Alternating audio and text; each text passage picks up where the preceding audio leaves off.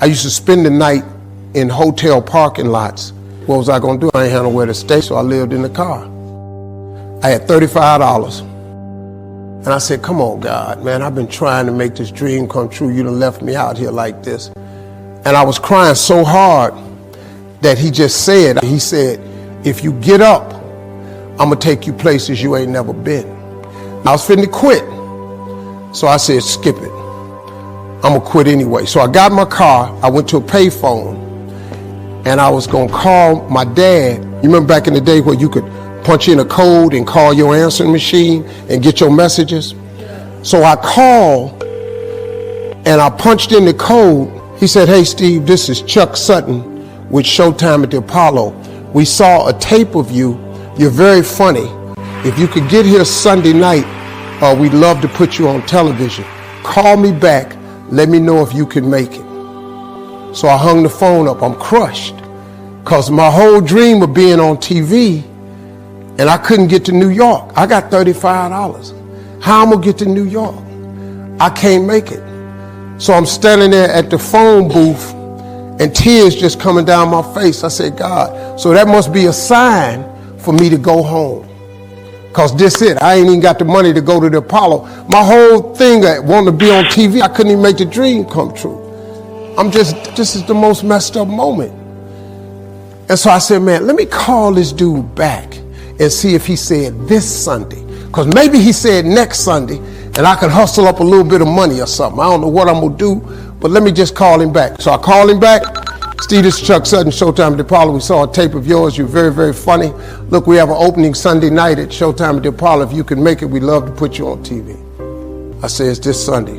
Before I hit the button, I heard, doop, you have another message. Now, it wasn't there before. So I punched my code in. I listened to the second message. It said, Steve Harvey, this is Tom Sobel from the Comedy Caravan. This was a Thursday. He said, I have a gig in Jacksonville, Florida on Friday night that pays $150. If you can get there Friday night, you'll make $150. So I called him back and I said, hey Tom, did you get a gig away? He said, no, it's still available. He said, can you get there? I said, I'm in Pensacola, Florida. I'm 3.5 hours away. So I drive to Jacksonville, Florida, and that night I made the 150. The club owner said, man, you funnier than the guy we hired. If you stay tomorrow night, I'm gonna give you another $150. So now I got $300 now. So I get on the phone, I call Chuck Sutton. I say, hey man, is the gig still available at Showtime at the Apollo? He said, yeah, we got one opening left. I said, I'll be there. So I called Eastern Airlines, who used to be open back then. They had a special for $99 going from Jacksonville, Florida to New York round trip. So I parked my car at the airport. I got it.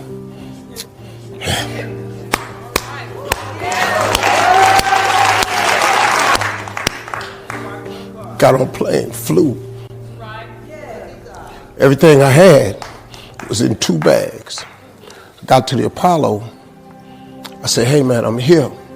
I got there at 11 o'clock in the morning. He said, you can't stay here because you don't come on to the late show tonight.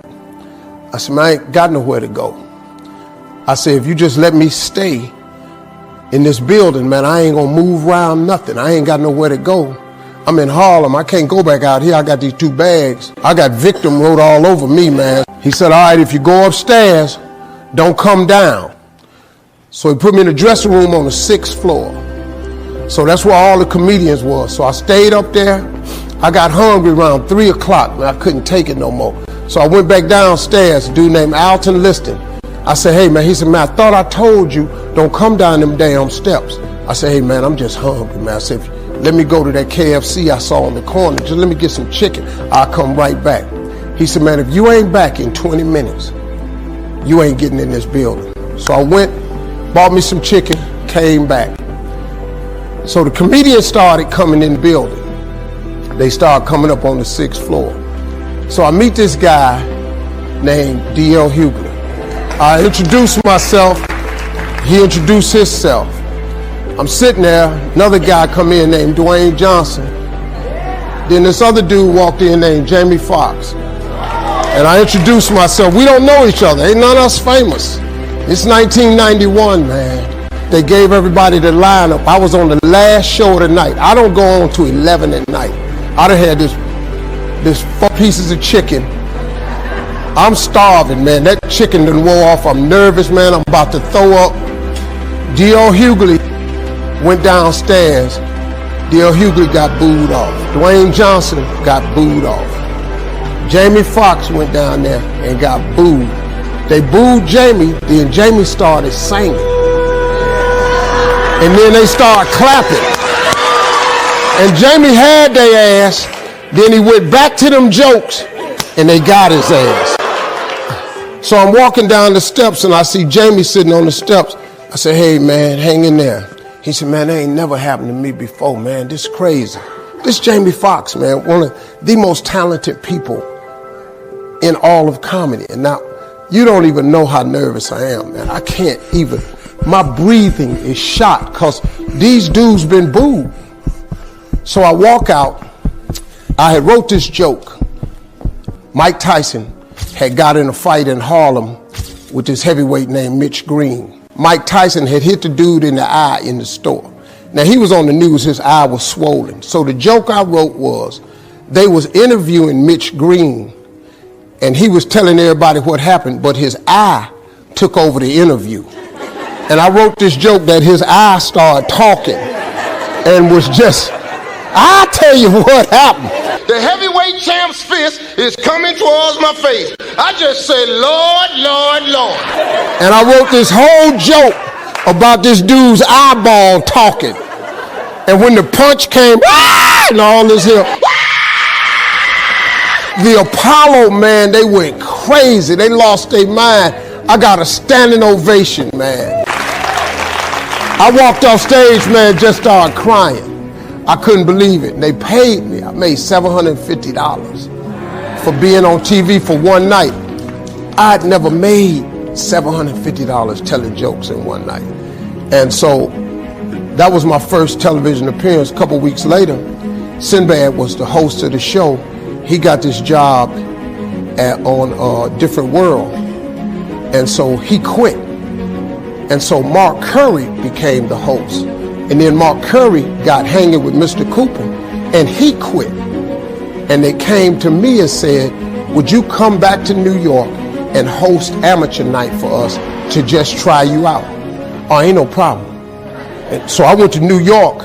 I hosted amateur night, and I was killing. I did the warm-up and the hosting, and I created a bond with that audience. And that's how I got on TV. It was my very first TV show. I host Showtime at the Apollo. I ended up being the longest running host in the history of Showtime Apollo. I did that show for 8 years. Nobody ever did it for 8 years. And that was my turn back moment. See, in your life, everybody has a turn back moment.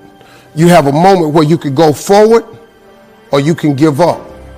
But the thing you have to keep in mind before you give up is that if you give up, the guarantee is it will never happen. That's the guarantee of quitting, that it will never happen no way under the sun. The only way the possibility remains that it can happen is if you never give up no matter what. Because God is always coming. He's never too late. At your worst moment, look, man, when they told me I had to be in New York, I saw no way I could get there. But that God, though, he make the phone ring. I end up in Florida, I make $300. Then I go to New York, I make $750. I almost got $1,000 out of nowhere. That's what happened to me. That was my moment of never giving up. That's when I first learned that faith was everything, that you have to remain faithful.